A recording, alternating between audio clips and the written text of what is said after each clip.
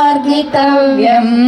यस्मिन् गता न निवर्तन्ते भूयः तमेव चाद्यं पुरुषं प्रपद्ये यतः प्रवृत्तिः प्रसृता पुराणी निर्मानमोहाजितसङ्गदोषाः अध्यात्मनित्या विनिवृत्तकामाः द्वन्द्वैर्विमुक्ताः सुखदुःखसंज्ञैः गच्छन्त्यमूढाः पदमव्ययं तत्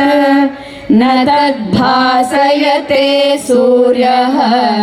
न शशाङ्को न पावकः यद्गत्वा न निवर्तन्ते तद्धाम परमं मम ममैव